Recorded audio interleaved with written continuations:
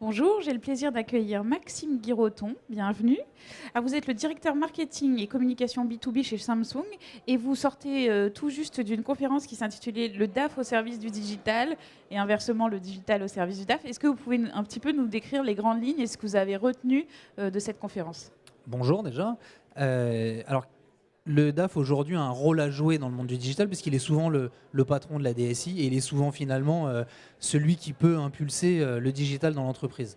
Et il faut certainement qu'il sorte de son rôle qu'on lui attribue un peu trop facilement de cost killer ou de cost controller pour être dans un rôle aujourd'hui de créateur de valeur. Et il a une pépite qui est le digital entre les mains à exploiter pour justement faire en sorte que les entreprises changent leur modèle, prennent de l'avance sur leurs concurrents, défendent des positions par rapport à de nouveaux entrants. Donc il est aujourd'hui, il peut en tout cas être aujourd'hui au centre de toute la chaîne de valeur future ou en création de l'entreprise. Ce qu'on a vu aujourd'hui, c'était assez intéressant, c'est qu'on avait l'exemple d'IDTGV, où finalement la directrice financière est aussi la directrice commerciale, et où aujourd'hui c'est une filiale de la SNCF à 100%, qui s'est développée autour du concept du digital et qui est en train de prendre une avance phénoménale sur tous ses concurrents potentiels, qu'ils soient ferroviaires, mais aussi aériens et éventuellement sur la partie transport routier, les cars notamment que l'État veut lancer. Du coup, comment, vous, en tant que directeur marketing et communication, puisqu'on va changer un petit peu de point de vue, vous travaillez justement avec ces DAF et où on parle aussi des directions juridiques dans ce contexte aussi de digitalisation, et notamment chez Samsung ? Alors, deux points. Un point en interne où on travaille forcément beaucoup avec eux, puisque aujourd'hui, la direction juridique, elle est souvent dans toute la partie validation des contrats et autres.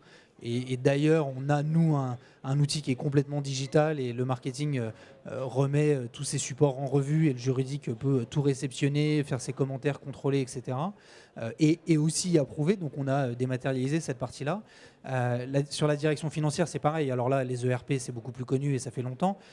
Mais on travaille justement avec la direction financière pour avoir plus de fluidité et amener du numérique là-dedans aussi, dans les échanges avec les clients de l'entreprise et les fournisseurs de l'entreprise. L'autre casquette, comment on accompagne les DAF et les directions juridiques dans des entreprises tierces, donc de nos clients, c'est justement en leur faisant comprendre l'intérêt que peut avoir le digital. On leur parle souvent de la réduction des coûts parce que c'est ce qu'on peut voir de prime abord. On peut prendre l'exemple du coût de l'immobilier. Aujourd'hui, la mobilité permet de regarder très sereinement la diminution du coût de l'immobilier sur un siège au profit d'un travail en mobilité accentué. On peut aussi parler de la gâche papier, et quand on parle avec les directions juridiques, c'est forcément quelque chose qui les intéresse. Si demain vous leur dites vous arrêtez d'imprimer et vous passez sur de la signature électronique, c'est forcément un intérêt pour l'entreprise, un intérêt pour elle parce que ça fait quand même beaucoup moins de papier, et un intérêt pour l'entreprise parce que ça fait beaucoup moins d'impression. Donc des coûts qui sont forcément diminués. L'autre chose, c'est qu'on leur parle aussi de la valeur incrémentale à leur business. On nous parle souvent de productivité, c'est très dur de trouver un chiffre sur ce que ça peut rapporter.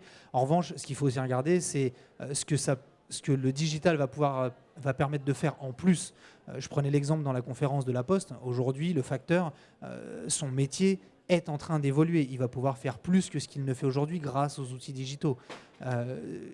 Rosenbelliard revenait sur IDTGV sur leur cas en entreprise. Aujourd'hui, le contrôleur ne s'appelle plus contrôleur, mais superviseur. Il ne fait plus que contrôler, il apporte aussi de l'information. Il va aussi apporter de l'information de ce qu'on peut faire dans la ville d'arrivée.